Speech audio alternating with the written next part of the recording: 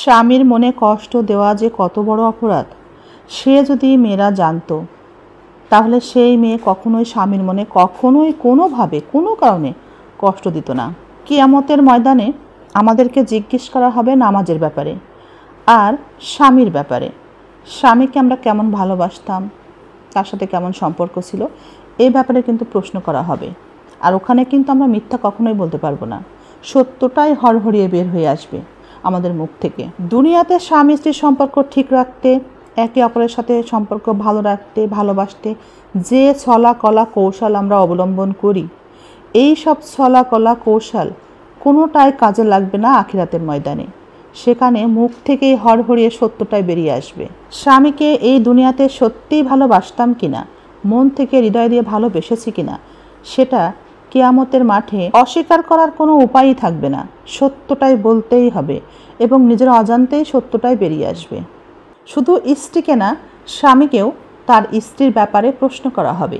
স্বামী স্ত্রীর সুসম্পর্ক বজায় থাকলে আমাদের সৃষ্টিকর্তা খুশি হন। আমরা দুনিয়ার কথা চিন্তা করে আমরা স্বামী স্ত্রীর সম্পর্ককে নষ্ট করি, যে সম্পর্ককে আমাদের আল্লাহ খুবই ভালোবাসেন। দুনিয়ার সুখের কথা চিন্তা করে নিজেদের সুখে অন্ধ হয়ে আমরা স্বামী স্ত্রী একে অপরকে কষ্ট দিই, কষ্টে রাখি, চোখের পানি ফেলতে আমরাই কারণ হয়ে থাকি। দুনিয়ার এত যে সৌন্দর্য, সব কিছু সৃষ্টি করেছেন সৃষ্টিকর্তা আমাদের জন্যে, আমাদের ভোগের জন্যে, যেন এগুলো ভোগ করে আমরা এই পৃথিবীতে ভালো থাকতে পারি। কিন্তু তার অর্থ এ নয় যে এই জিনিসপত্র, পৃথিবীতে সম্পদ, অর্থ, টাকা পয়সা যা আছে সেটা ভোগ করতে গিয়ে আমরা স্বামী স্ত্রী একে অপরের কষ্টের কারণ হব।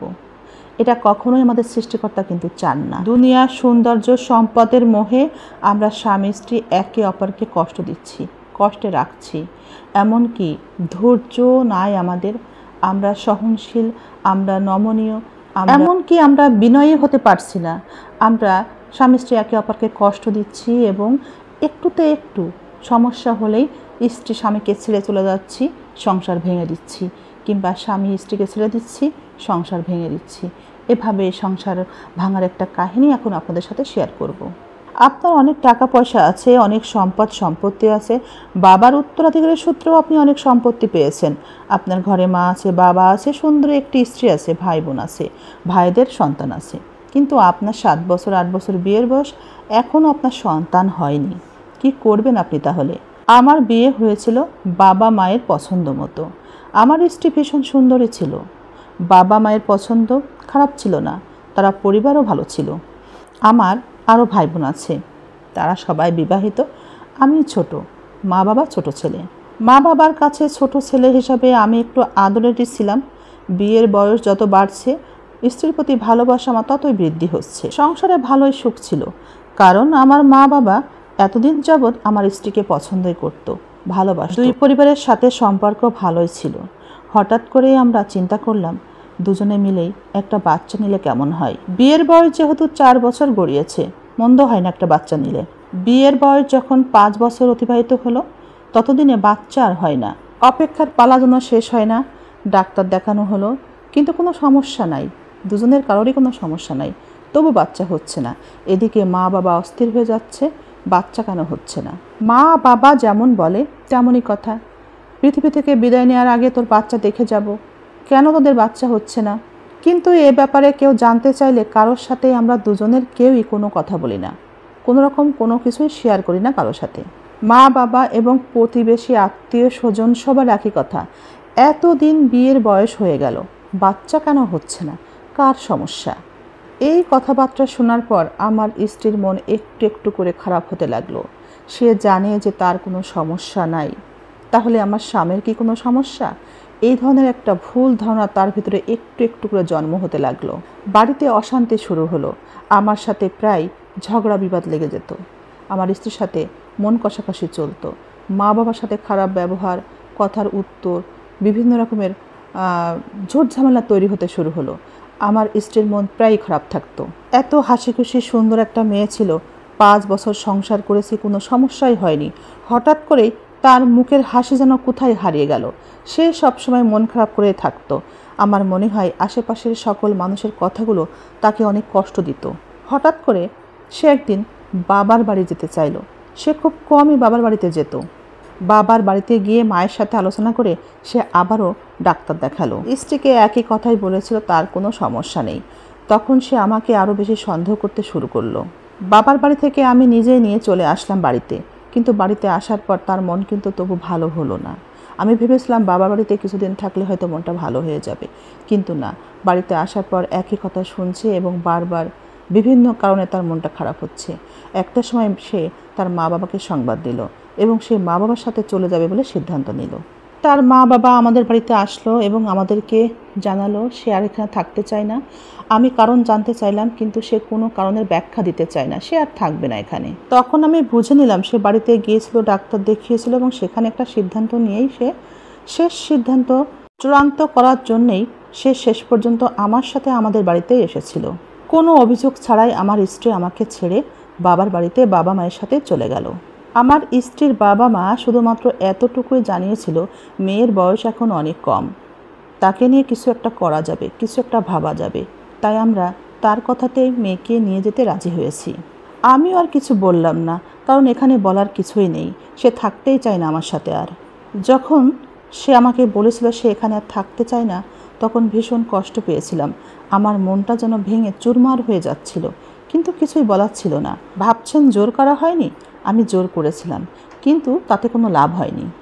আমার স্ত্রী ভীষণ সুন্দরী ছিল। বাবার বাড়িতে 5-6 মাস যেতে না যেতেই তার আবারও বিয়ে হয়ে গেল। মা বাবা অনেক জোরাজুরি করেছিল বিয়ের জন্যে, কিন্তু কোনোভাবে আমাকে রাজি করাতে পারেনি। নতুন সংসারে গিয়ে সে সত্যি বাচ্চার মা হলো। একটা পুত্র সন্তান হলো 1.5 বছরের মাথায়। তার পুত্র সন্তান হওয়ার সংবাদটা পাওয়ার পর আমি বিয়েতে রাজি হলাম। বাবা মাকে বললাম, বন্ধুরা প্রায় খোঁচাতো বিয়ের জন্যে, তখন তাদেরকেও বললাম আমি এবার বিয়ে করতে চাই। তারপর আমারও বিয়ে হয়ে গেল এবং বিয়ের 3 মাস না যেতেই আমার এখনকার স্ত্রী আমাকে সুসংবাদটা দিল। আমিও আমার প্রথম স্ত্রীর মতো একটি মেয়ে সন্তানের বাবা হলাম। আমার প্রথম স্ত্রী সন্তান না হওয়ার কারণেই সংসার ভেঙে দিয়েই চলে গিয়েছিল। এভাবেই কিন্তু সংসার ভেঙে যায়। কত সংসার কতভাবে ভেঙে যাচ্ছে হয়তোবা সেটা আমাদের কাছে অজানাই রয়ে যায়। কিন্তু যাদের সংসার ভেঙে যায় ছোট্ট ছোট্ট ভুলের কারণে কিংবা ধৈর্য ধরতে না পারার কারণে, আল্লাহর উপরে বিশ্বাস না রাখার কারণে, তারা কি ভুলতে পারে? তারা কিন্তু সেই সংসার ভাঙার গল্পটা ভুলতে পারে না। জীবনে তাদের এই গল্পটা থেকেই যায়। মৃত্যুর আগ পর্যন্ত সেই গল্পের সুখ দুঃখ সাথে নিয়েই ঘুরতে হয়। বন্ধুরা, এই গল্প থেকে কি শিখলেন কমেন্ট করবেন, আশা রাখি। সম্পদ, এই যে দুনিয়াতে আমরা সম্পদ অর্জন করি, জমি জায়গা টাকা পয়সা, একে কিছুই আমাদের সাথে যাবে? কিচ্ছু যাবে না। সন্তান হওয়া বা না হওয়া, আমাদের ভালো মন্দের সকল বিষয় কিন্তু সৃষ্টিকর্তার উপরে নির্ভর করে। তার উপরে আমাদের বিশ্বাস রাখা উচিত। কিন্তু কেন আমরা তার উপরে বিশ্বাস না রেখে নিজেদের মতো করে আমরা একটা সিদ্ধান্ত নিয়ে স্বামী স্ত্রী একে অপরকে কষ্ট দিয়ে থাকি? আমাদের কখন কি দিতে হবে, কি দিলে ভালো হবে, সবই তো আল্লাহর ইচ্ছা, তিনি ভালো জানেন, তাই না? আমরা তবু আল্লাহর উপরে ভরসা রাখতে পারি না, তার উপরে আমাদের ভরসা রাখা উচিত। সন্তান কার? সন্তান দেওয়ার মালিকও তো আল্লাহ। তিনি না দিলে আপনি আমি কি করতে পারি? আমাদের বোঝা উচিত সৃষ্টিকর্তা উত্তম পরিকল্পনাকারী।